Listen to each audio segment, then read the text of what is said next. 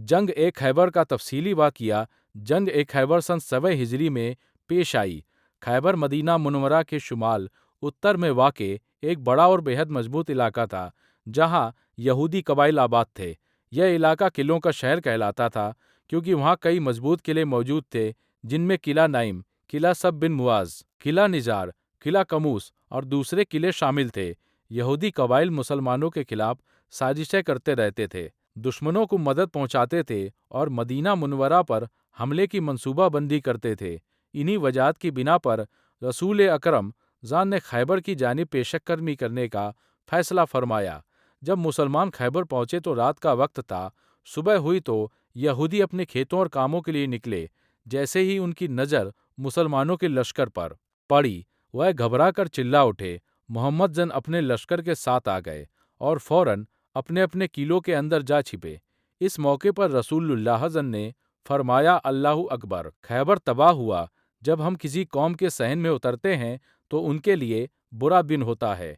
मुसलमानों ने एक एक करके किलों का मुहासिरा शुरू किया। कई दिनों तक सख्त मुकाबला होता रहा। दुश्मन मजबूत किलों के अंदर से तीर बरसाते बड़े बड़े पत्थर फेंकते थे।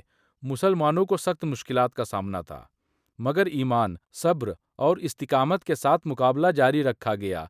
कई किले फतह हो गए, मगर एक बहुत बड़ा और मजबूत किला, किला ए कमूस, अब भी बाकी था, जिसे फतह करना बेहद मुश्किल नजर आता था।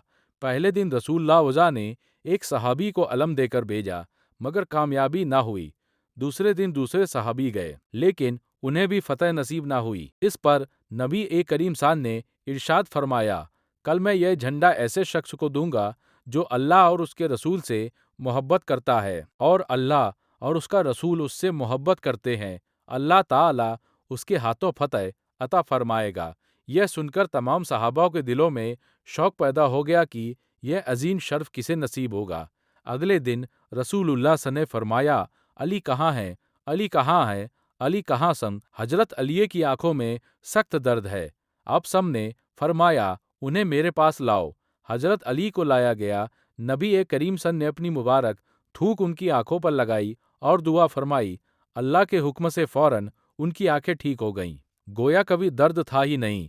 फिर रसूलुल्लाह ज़ला ने अलम हजरत अली को अता फरमाया। हजरत अली अल्लाहु अकबर का नारा लगाते हुए मैदान में निकले।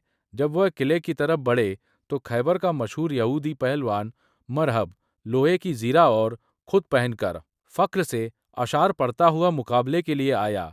हजरत अली ने उसका जवाब दिया और एक ही जोरदार वार में मरहब को कत्ल कर दिया। मरहब के कत्ल से दुश्मनों के हौसले टूट गए, जंग और तेज हो गई। इसी दौरान हजरत अली ने किले का भारी दरवाजा उखाड़कर ढाल बना लिया और उसी दरवाजे की आड़ में मुसलमान किले के अंदर दाखिल हो गए। रिवायत में आता है कि बाद में कई आदमियों ने मिलकर उस दरवाजे को उठाने की कोशिश की, मगर वह ना उठ सका। यह हजरत अली को अता की गई गैर मामूली कुव्वत की वाज़ेह निशानी था।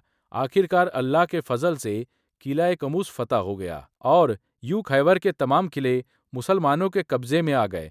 इस तरह जंग ए खैबर का इख्तिताम मुसलमानों की अजीम फतह पर हुआ। यह जंग सिर्फ फौजी फतह नहीं थी, बल्कि ईमान, सब्र, तवक्कल और अल्लाह पर कामिल यकीन की अजीम मिसाल थे।